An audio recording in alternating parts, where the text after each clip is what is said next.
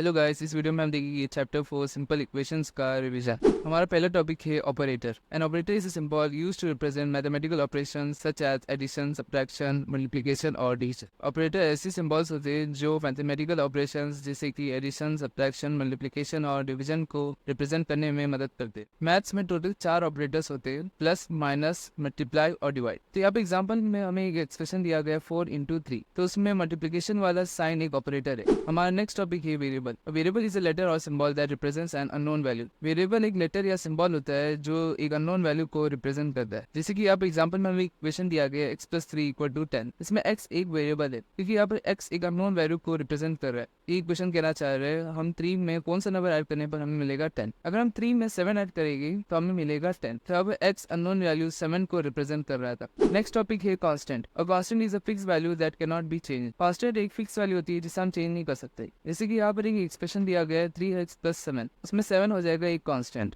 Next topic है expression. An expression is a combination of numbers, variables and operators that represents a value. Expression combination होता है numbers, variables, operators का जो कि value को represent कर रहा है। तो यहाँ पर एग्जाम्पल में हमें एक एक्सप्रेशन दिया गया 2x+5। तो अगर हमें x की वैल्यू मालूम होती तो इसको सॉल्व करने में हमें एक वैल्यू मिलने वाली थी। जैसे कि यहाँ पर अगर x के बदले 3 रखा होता तो यहाँ पर 2 into 3 करने पर हमें 6 मिल जाता और 6+5 बट हो जाता 11 के। तो एक्सप्रेशन ऐसा कॉम्बिनेशन ऑफ नंबर्स, वेरिएबल्स और ऑपरेशंस होता है जो कि वैल्यू को रिप्रेजेंट करता है। नेक्स्ट है equation. An equation is a statement that shows two expressions are equal with the help of equal to sign. Equation एक ऐसा स्टेटमेंट होता है जो बताता है कि दो एक्सप्रेशंस इक्वल है इक्वल टू का साइन यूज करके। यहाँ पर हमें दो एक्सप्रेशन दिए गए 4x+1 और 9, तो इक्वल टू का साइन यूज करके ये इक्वेशन बता रहा है कि एक एक्सप्रेशन इक्वल है दूसरे एक्सप्रेशन के। यहाँ पर 9 भी एक्सप्रेशन है क्योंकि ये भी वैल्यू को ही रिप्रेजेंट कर रहा है।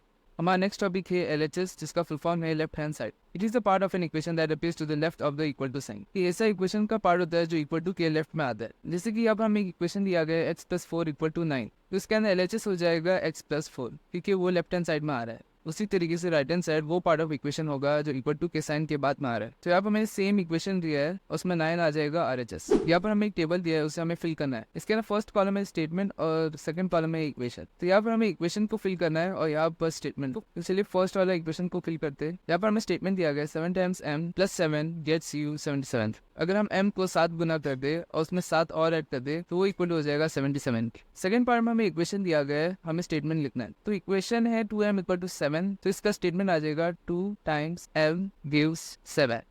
हमारा नेक्स्ट टॉपिक है how to solve an equation. इस टॉपिक में हम देखने वाले हैं कि हम इक्वेशन को सॉल्व कैसे करते हैं, यानी इक्वेशन के अंदर प्रेजेंट होने वाले अननोन वेरिएबल की वैल्यू कैसे फाइंड आउट करते हैं। इक्वेशन को सॉल्व करने के लिए दो मेथड्स है। चलिए फर्स्ट मेथड देखते हैं जो कि है ट्रायल एंड एरर। यहाँ पर हमें एक इक्वेशन दिया गया 5p + 2 = 17। हमें ट्रायल एंड एरर मेथड का यूज करके इस इक्वेशन को सॉल्व करना है। ट्रायल एंड एरर मेथड ऐसा मेथड होता है जिसमें हम छोटी वैल्यू से लेकर बड़ी वैल्यू इक्वेशन में पुट करते जाते हैं और चेक करते हैं कि LHS इक्वल है RHS की या नहीं। यहाँ पर मैंने फर्स्ट वैल्यू पुट की है p = 1। p = 1 इस इक्वेशन के पुट करने पर मेरे पास आ जाएगा 5 × 1 + 2 = 70। यहाँ पर 5 हो जाएगा प्लस 2 = 17 हो जाएगा। 5 + 2 = 7 के, जो भी क्लियरली नॉट इक्वल है 17 के। उसी तरीके से p = 2 पुट करने पर भी हमें LHS और RHS इक्वल नहीं मिल रहे। अगर हम p = 3 पुट करेंगे तो हमें LHS और RHS इक्वल मिल जाएगी। इसका मतलब p = 3 इस इक्वेशन को सेटिस्फाई कर रहा है, तो इस इक्वेशन के अंदर p की वैल्यू आ जाएगी 3।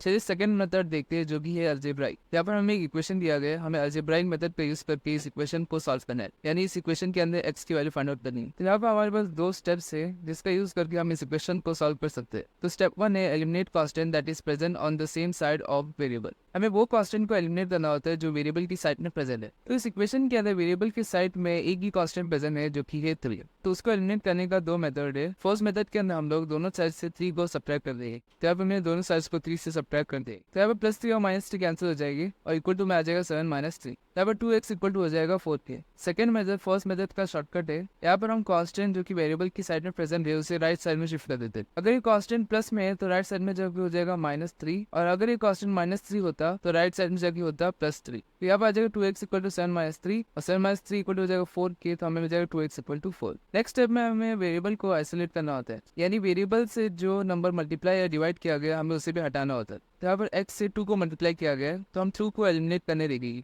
तो 2 को एलिमिनेट करने के लिए हम दोनों साइड से 2 को डिवाइड कर देंगे। यहाँ पर आ जाएगा 2x divide by 2 equal to 4 divide by 2। यहाँ पर 2 1 2 हो जाएगा, 2 1 2 हो जाएगा, 2 1 2 और 2 2 4 हो जाएगा। तो हमें x इक्वल टू मिल जाएगा 2। इसी तरीके से सेकंड मेथड फर्स्ट मेथड का शॉर्टकट है। यहाँ पर हम वेरिएबल को आइसोलेट करने के लिए 2 को राइट साइड में शिफ्ट कर देंगे। तो यहाँ पर 2 मल्टीप्लाइड में इस राइट साइड में जाके हो जाएगा डिवाइडेड बाई 2। अगर यहाँ पर 2 डिवाइड में होता तो राइट साइड में जाके होता इंटू 2। तो यहाँ पर हमें x इक्वल टू मिल जाएगा 4 डिवाइडेड बाई 2। यहाँ पर 2 1 2 हो जाएगा, 2 2 4 हो जाएगा, हमें x इक्वल टू मिल जाएगा 2।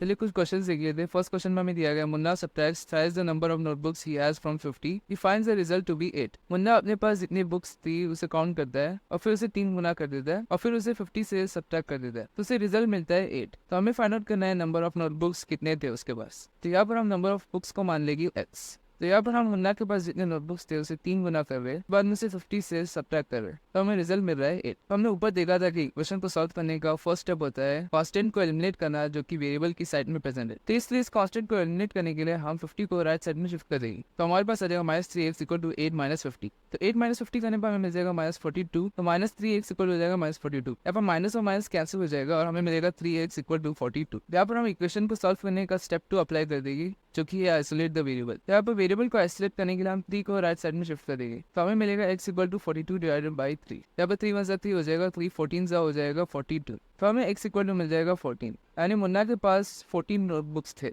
चलिए नेक्स्ट क्वेश्चन देख लेंगे जो कि एक इंपॉर्टेंट क्वेश्चन है। इस क्वेश्चन में हमें दिया गया Irfan says that he has 7 marbles more than 5 times the marble Parmit has. Irfan has 37 marbles, how many marbles does Parmit have. Irfan बोलता है कि अगर हम परमित के पास जितने मार्बल्स थे उसे 5 गुना कर दे, उसमें 7 मार्बल्स ऐड। इरफान बोलता है कि अगर हम परमित के पास जितने मार्बल्स थे उसे 5 गुना कर दे और उसमें 7 मार्बल्स ऐड। इरफान बोलता है कि अगर हम परमित के पास जितने मार्बल्स थे उसे 5 गुना कर दे, उसमें 7 मार्बल्स और ऐड कर दे, तो वो इक्वल टू हो जाएगा मार्बल्स जो कि इरफान के पास था। और इस क्वेश्चन में इरफान के मार्बल्स भी गिवन है जो कि 37। तो यहाँ पर पंडित के पास जितने मार्बल्स थे उसे हम m मान रहे, तो अगर हम m को 5 गुना कर दे उसमें 7 मार्बल्स और ऐड कर दे, तो वो इक्वल टू हो जाएगा मार्बल्स जो कि इरफान के पास था जो कि है 37। तो चलिए इस इक्वेशन को सॉल्व करते हैं। सबसे पहले 7 को राइट साइड में शिफ्ट कर देगी तो हमें मिलेगा 5m equal to 37 minus 7। 5m equal to हो जाएगा 30 के बाद में 5 को राइट साइड में शिफ्ट करने के बाद m इक्वल टू हो जाएगा 30 डिवाइडेड बाई 5। 5 1 5 हो जाएगा, 5 6 हो जाएगा 30। तो हमें m इक्वल टू मिल जाएगा 6 मार्बल्स। इसका मतलब परमित के पास 6 मार्बल्स थे। इसी के साथ हमारा चैप्टर 4 का रिवीजन कंप्लीट हो चुका है।